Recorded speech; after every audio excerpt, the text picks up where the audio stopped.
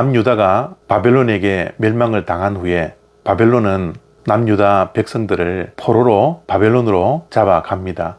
그리고 난 후 바벨론이 페르시아에게 멸망을 당하게 되죠. 그 이후 페르시아는 포로로 잡아온 유다 백성들을 남유다 땅으로 3차에 걸쳐서 귀환하게 합니다. 1차 포로 귀환은 수룹바벨을 중심으로 했는데요.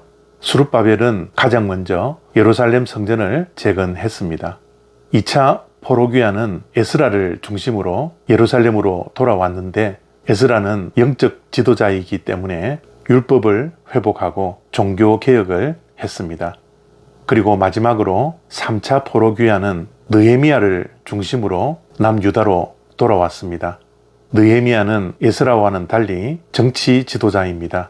그리고 그는 무너져 있는 예루살렘 성벽을 바라보고 하느님의 감동으로 예루살렘 성벽을 재건하게 되었던 것입니다. 느헤미야는 정치 지도자였지만 기도하는 사람이었습니다. 예루살렘 성벽을 재건하는 데 있어서 수많은 방해거리가 있었지만 느헤미야는 기도하며 성벽 재건을 완성시켰던 인물입니다.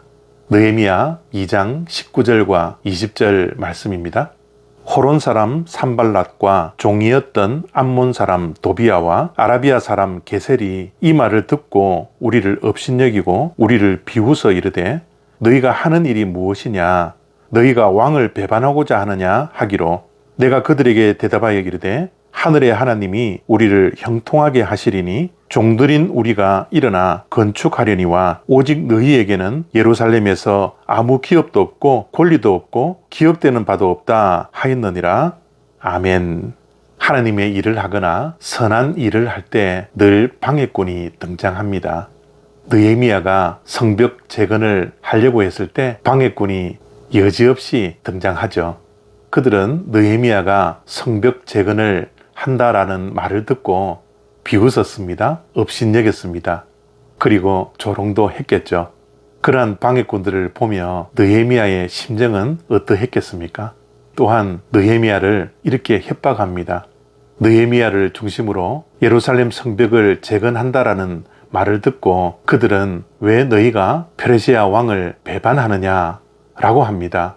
만약 페르시아 왕이 성벽 재건을 한다라는 소식을 들으면 어떻게 하겠느냐고, 너희는 왕의 허락을 받아 유다 땅으로 돌아온 은혜를 입었는데 왜 성벽 재건을 하려고 하느냐고 성벽 재건을 방해하기 시작했습니다.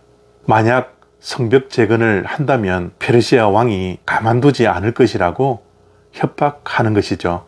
이러한 방해꾼들의 말을 듣고 느헤미야가 어떻게 반응합니까? 그 말을 듣고 낙심하지 않습니다. 실망하지 않습니다. 오히려 이렇게 말을 합니다. 하늘의 하나님이 우리를 형통하게 하실 것이다 라고요. 세상의 권력을 가진 이 땅의 왕이라 할지라도 하늘에 계시는 왕 중의 왕이신 하나님께서 하시는 일은 하늘의 하나님께서 하나님의 열심으로 우리를 형통하게 하실 것이다 라고 당당하게 맞습니다. 그래서 한마디로 하나님의 일을 방해하지 마라 라고 담대하게 느헤미야가 말했던 것입니다. 오늘날 저와 여러분들에게도 필요한 것이 이러한 느헤미야의 당당함과 담대함이지 않습니까? 하나님의 일을 하거나 선한 일을 하는데 늘 방해꾼들이 존재합니다.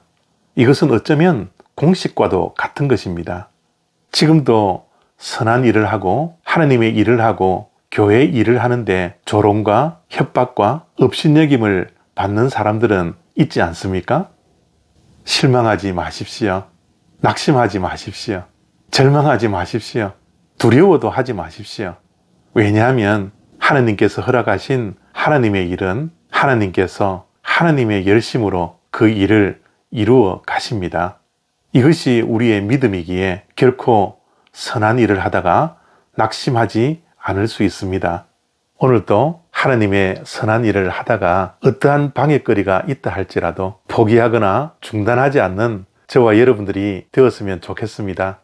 늘 선한 일을 하는데 방해꾼과 장애물이 있다라는 것은 우리의 삶의 공식과 같은 것이라 생각하시고 하나님을 바라보며 하나님의 선한 일을 하나님의 때에 하나님께서 하나님의 열심으로 형통하게 하실 것이라는 믿음을 가지고 오늘도 뚜벅뚜벅 당당하게 담대하게 앞을 향하여 나아갈 수 있는 저와 여러분들이 되기를 간절히 소망합니다. 감사합니다.